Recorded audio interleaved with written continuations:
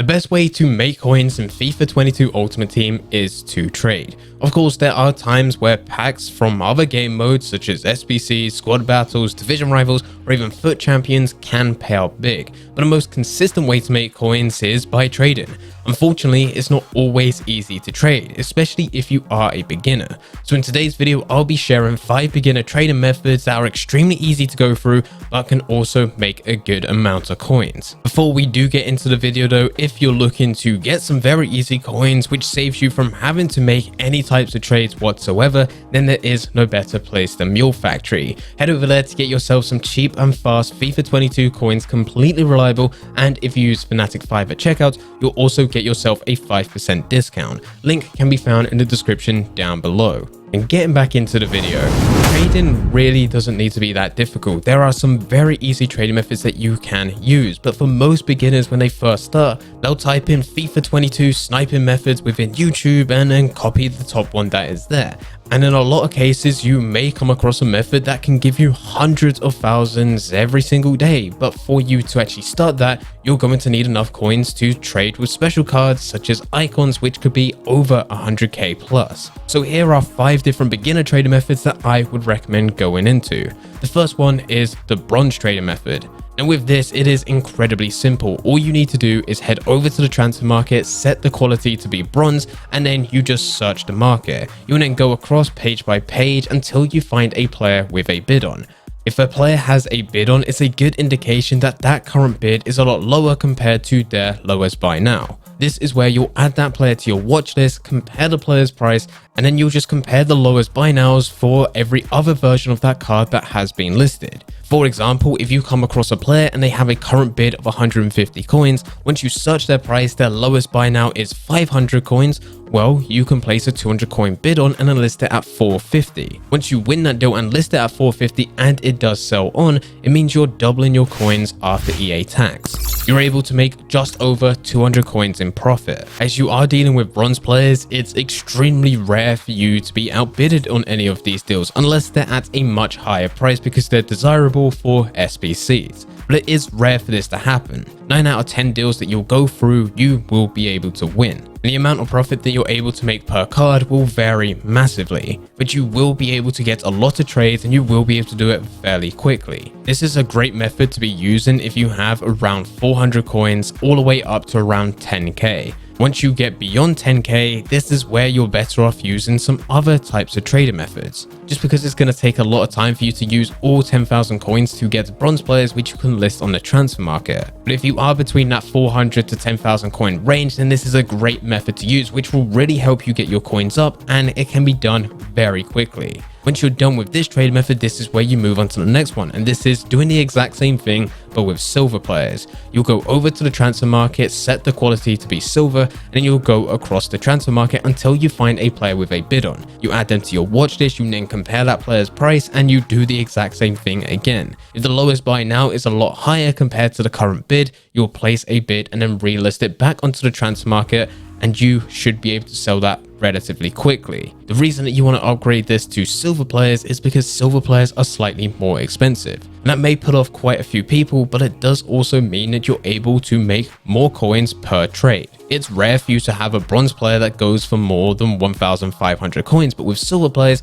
you'll find a lot of them. And if you can still get some of these silver players for less than 500 coins, you're going to be making a lot of coins out of them. Now that we are dealing with silvers, it does also mean that you may be outbidded a bit more. You still will be able to get the majority of your trades, but this time, instead of it being 9 out of 10 times of you getting bronze players, you're probably getting a 7 out of 10 trades you'll be able to win with silver players. You'll get less, but you'll be able to make more coins per trade. The next trading method to use is, of course, bulk bidding. Bulk bidding is probably the method that we spoke about more on this channel than anything else, just because of how simple it is. You can do this with any type of card within the game, any type of special card, any type of normal common or rare card, or even move over to any type of consumables, position modifications, staff, managers, whatever it is you're able to do.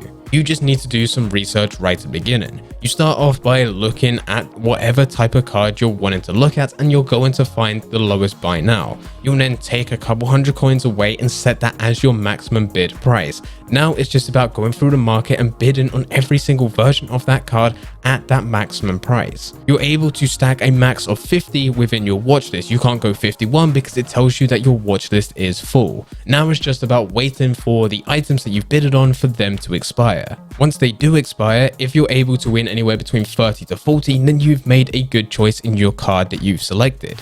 You're able to list those 30 to 40 cards back onto the transfer market at the minimum buy now that you researched earlier, where you should be able to make a couple hundred coins profit per card. And that doesn't sound like a lot, but because you are able to win 30 to 40 trades at a time, well, this will equal to you making thousands. If by the time all those items expired and you ended up being outbidden on every single one of them or the majority of them, then you haven't selected well, you haven't got a good card, but this is also fine. It just means that you're not going to bid on that card again. You find a different type of player, a different type of consumable, a different type of manager, and do it all over again, except with a different type of card. And hopefully the next time you go through this, you will be able to win a lot more trades. This is a method that involves a bit of trial and error, but once you do finally find a good card, which you know you're able to win and you can get a lot of them, well, you're always going to be able to go back to that card. The bulk bidding method is a method that I don't just use right at the beginning, but I use pretty much every week. It's a great way for you to continuously bring in coins to your accounts without you having to do too much effort. I don't just use this trading method, I pair it up with some more advanced trading methods, but for today's video, we are just looking at beginner trades. The next trading method, which is very easy to do, is manager trading, and there are two different ways in which you can do this. The first way is that you can just bid on managers within their current leagues. If you go over to the transfer market, select staff, go and select managers, and look at certain leagues such as Premier League, Liga and Serie A, Bundesliga, and La Liga, you'll notice that they all go at different prices. Typically, Premier League is anywhere between 400 all the way up to around 700 coins. You can get Liga and Serie A, which are both about the same, anywhere between 200 to around 500 coins. La Liga is probably at their minimum of 150 coins bid to 200 coins buy now most of the time, but then you also have Bundesliga, which a lot of time can go above 1,000 coins. If you know the prices of managers within their leagues, you can actually bid within those leagues and just get them a lot lower compared to the lowest buy now. And you could turn this into a bulk bidding method where you bid on every single one at that maximum price, very similar to what we said for the previous trading method. The other way in which you can trade with managers, and this is what I do, is by buying everything separately. You're able to get common gold managers at 150 coins bid. You can also go over to consumables and find a manager league consumable, and you can get that for 150 coins for the Premier League, Liga and Serie A or Bundesliga. Now it's just about storing the manager to your club, storing the consumable to your club, and then applying them together to relist that manager at the price for that league. If you do time this correctly, you can get a common gold manager for 150 coins. You can also go and get a Premier League consumable manager league change for 150 coins. Apply them together, that's a total of 300, and then you can go on to sell it for around 800 coins if you have timed it correctly. Out of all the trading methods that we spoke about within this video, this one takes a bit more work, but it is still extremely basic. And the good thing is that because not as many people trade with managers, there's next to no competition. And the final beginner trading method that I recommend is looking at old special cards. These were the special cards that were released right at the beginning of FIFA 22. How you actually find these cards is by going onto the likes of Footbin or FootWiz and looking at the previous Team of the Weeks. You can go all the way back to Team of the Week 1, which was the first Team of the Week that was released in FIFA 22. Now all you need to do with that list of players is type each name in individually and compare their prices within the FIFA 22 market. Because these were part of the first ever Team of the Week within FIFA, it does mean that these players have been used quite a bit. There's been a lot of people that have bought these players to store in their club and no longer play FIFA anymore. There's been a lot of people that's used these players just to quick sell them to get some quick coins so they're not on the market anymore.